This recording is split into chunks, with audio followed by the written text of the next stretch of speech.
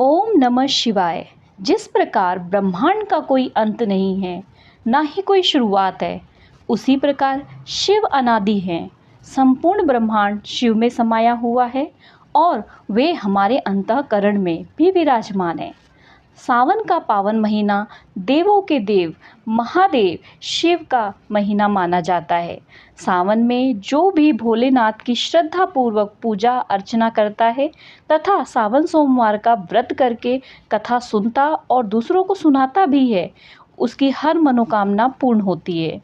आज के दिन भगवान शिव की पूजा करनी चाहिए, कथा सुननी भी चाहिए और दूसरों को सुनाना भी चाहिए।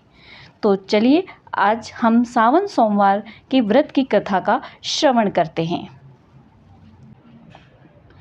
एक समय की बात है, एक साहूकार था जो भगवान शिव का अनंत भक्त था। उसके पास धन धान्य की कोई कमी नहीं थी, लेकिन उसके कोई संतान नहीं थी। इसी कामना को लेकर वह रोज शिवजी के मंदिर जाकर दीपक जलाता था। उसके इस भक्तिभाव को देखकर एक दिन माता पार्वती ने शिवजी से कहा, प्रभु, यह साहूकार आपका अनंत भक्त है, इसे संतान का कष्ट है, आपको इसकी मदद करनी चाहिए। शिवजी ने उत्तर दिया, हे पार्वती, इस साहूकार के भाग्य में पुत्र का योग नहीं है। यदि इसे पुत्र का वरदान मिल भी गया तो वह केवल 12 वर्ष की आयु तक ही जीवित रहेगा। माता पार्वती के बार बार आग्रह करने पर शिवजी ने साहूकार को पुत्र वरदान दे दिया, लेकिन यह भी कहा कि वह केवल 12 वर्ष तक ही जीवित रहेगा। साहूकार ने इस बात को सुना, लेकिन ना तो उसे खुशी हुई और ना ही दुख। वह पहले की तरह भगवान शिव की पूजा करता रहा।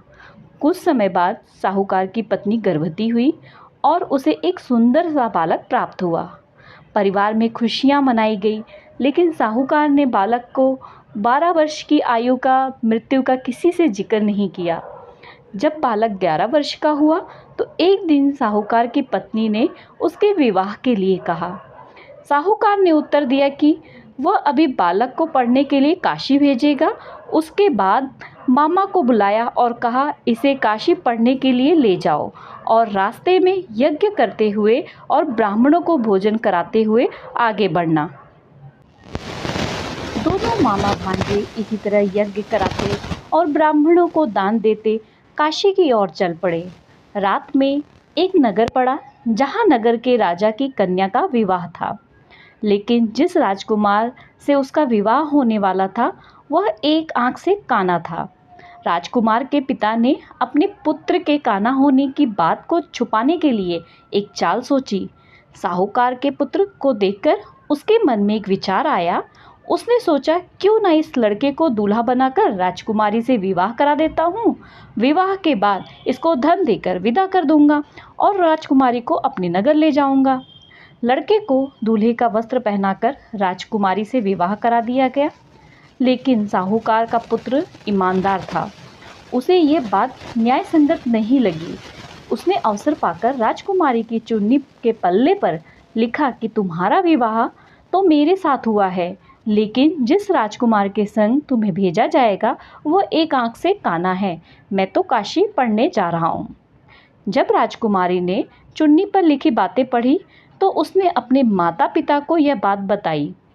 राजा ने अपनी पुत्री को विदा नहीं किया, जिससे बारात वापस चली गई। दूसरी ओर साहूकार का लड़का और उसके मामा काशी पहुँचे और वहाँ जाकर उन्होंने यज्ञ किया। जिस दिन लड़के की आयु 12 वर्ष की हुई उसी दिन यज्ञ रखा गया। लड़के ने अपने मामा से कहा कि मेरी तबीयत कुछ ठीक नहीं है मामा, मैं कहा कि अंदर जाकर सो जाता हूँ। तो मामा ने कहा, जाओ तुम आराम कर लो। शिवजी के वरदान अनुसार कुछ ही देर में उस बालक के प्राण निकल गए। मृत भांजे को देखकर उसके मामा ने विलाप करना शुरू किया। संयोगवश उसी समय शिवजी और माता पार्वती उधर से जा रहे थे। पार्वती जी ने भगवान से कहा, स्वामी, मुझे इसके रोने का स्वर सहन नहीं हो रहा है, आप इस व्यक्ति के कष्ट को अवश्य दूर करें। जब शिवजी ने मृत बालक के समीप आए तो उन्होंने देखा कि ये तो वही साहूकार का पुत्र है जिसे मैंने 12 वर्ष की आयु का वरदान दिया था।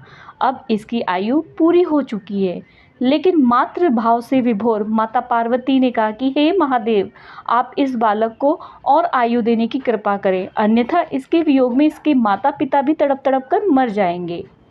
माता पार्वती के आग्रह पर भगवान शिव ने उस लड़के को जीवित होने का वरदान दिया। शिव जी की कृपा से वह लड़का जीवित हो गया। शिक्षा प्राप्त करने के बाद लड़का मामा के साथ अपने नगर की ओर चल दिया। दोनों चलते हुए उसी नगर में पहुँचे जहाँ उसका विवाह हुआ था। उस समय में नगर में भी उन्होंने यज्ञ का आयोजन किया। उस लड़के के ससुर ने उसे पहचान लिया और महल ले जाकर उसकी खातिरदारी की और अपनी पुत्री को साथ में विदा किया। इधर साहूकार और उसकी पत्नी भूखे प्यासे रहकर बेटे की प्रतीक्षा कर रहे थे। उन्होंने प्रण कर रखा था कि यदि उन्हें अपने बेटे की मृत्यु का समाचार मिला तो वह भी प्राण अपने त्याग देंगे, परंतु अपने बेटे के जीवित होने का समाचार प्राप्त कर बेहद प्रसन्न हुए। उसी रात भगवान शिव ने व्यापारी के सपने में आके कहा, हे श्रेष्ठी, मैंने तेरे सोमवार के व्रत करने और व्रत कथा सुनने से प्रसन्न होकर तेरे पुत्र को लंबी आयु प्रदान की है। इसी प्रकार जो कोई सोमवार व्रत करता है या कथा सुनता और पढ़ता है, उसके सभी दुख दूर होते हैं और समस्त मनोकामनाएं पूर्ण होती हैं। बोलो भोले बाबा की जय। आगे सभी हाथ जोड़ ले, हम बाबा की आरती करेंगे। ओम जय शिव ओमकारा, स्वामी जय शिव ओमकारा, ब्रह्मा विष्णु सदा शिव अर्धांगी धारा। ओम जय शिव ओमकारा, एकानन चतुरानन पंचानन राजे, स्वामी पंचानन राजे, हंसानन गरुणासन वृषवाहन साजे। ओम जय शिव ओमकारा, दो भुज चार चतुर्भुज, दस भुज ते सोहे, स्वामी दस भुज ते सोहे, त्रिगुण रूप निरखता त्रिभुवन जन मोहे। ओम जय शिव ओमकारा, अक्षमाला बनमाला मुंडमाला धारी, स्वामी मुंडमाला धारी, चंदन मृग मद सोहे भाल शशि धारी। ओम जय शिव ओमकारा, श्वेतांबर पीतांबर बाघंबर अंगे, स्वामी बाघंबर अंगे, सनकादिक गरुणादिक भूतादिक संगे। ओम जय शिव ओमकारा, कर के मध्य कमंडल चक्र त्रिशूल धरता, स्वामी चक्र त्रिशूल धरता, जग करता जग भरता जग संहार करता।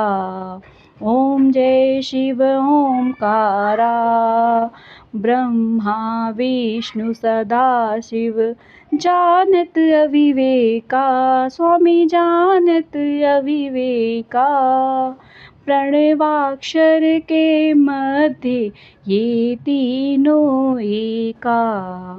ओम जय शिव ओमकारा, काशी में विश्वनाथ विराजत नंदी ब्रह्मचारी, स्वामी नंदी ब्रह्मचारी, नित उठी भोग लगावत महिमाति भारी।